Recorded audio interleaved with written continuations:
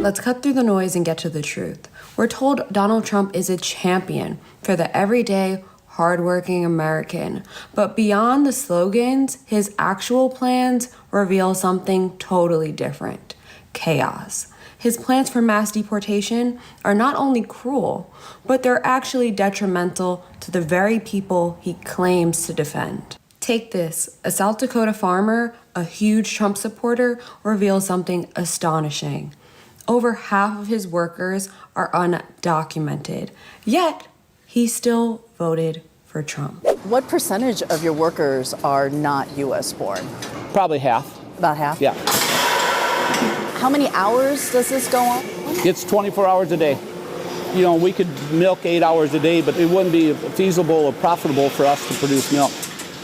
So you need workers like this year-round? Yes, yes. Governor Kristi Noem of South Dakota, her farm is just a few miles away. This farmer who voted for her, who voted for Trump, who still supports them, doesn't believe that they would round up immigrants and ask them for their immigration status, because it's an open secret that farms in this state are held up by undocumented workers.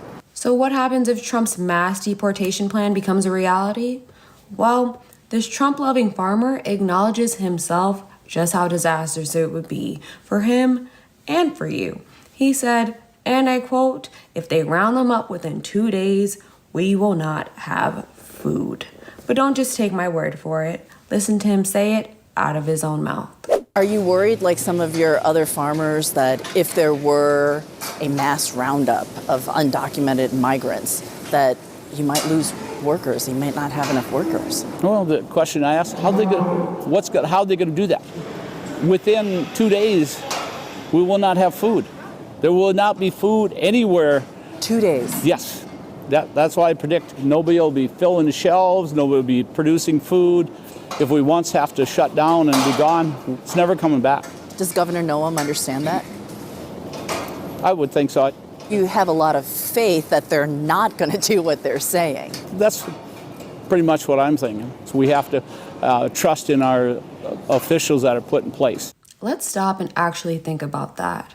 Mass deportations wouldn't just harm immigrant families. No, they could potentially cripple our economy and jeopardize our food supply. But instead of actually talking about those harsh realities and thinking about what we might do about them, those, like Senator Josh Hawley, are amping up the divisive rhetoric and trying to divide this country further. Just last week, Senator Hawley said that undocumented immigrants are taking jobs and flooding the labor force. But a witness actually debunked that claim. Take a listen.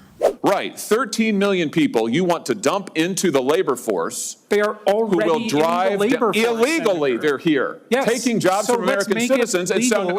Perfect. This. So here's your plan. So just if you're wondering, America, here's the Democrats' plan. Take the 13 million plus illegals who are here, taking jobs from Americans, taking wages down, taking health care benefits, and bring them here legally so that they can continue to drive down wages, flood the labor force, and suppress Senator all of the Hawley, above. they can't flood the labor force if they're already part of the labor force, which is They are flooding the labor force now. That's what's happening now. Why do you think wages have been here for? They can't flood the labor force if they're already a part of it. Let me say that again. They can't flood the labor force if they're already a part of it. So simple. Yet Josh Hawley can't or won't understand or grasp that fact. Why? Because this isn't about solutions for him or them. It's about fear-mongering, scapegoating, and distraction. Then you have Trump's deportation czar, Tom Homan, who takes it a step further.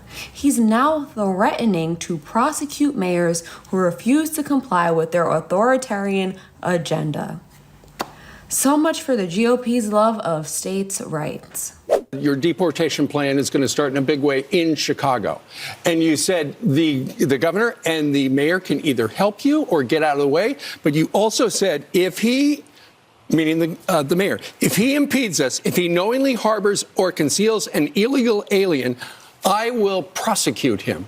So you will not only go after the illegal migrants, You may go after some mayors who aren't helping. If they step over that line, they can sit back and watch us, which, I find incredible. You don't want to take public safety threats out of your community and help us. But there are laws on the books that we will prosecute. This isn't policy, it's punishment. And it's not about protecting America, it's about controlling it. And it's the same story every time. Divide and conquer, distract and deceive. But here's the truth they don't want you to hear. Immigrants are the backbone of industries that keep this country running. That is a fact.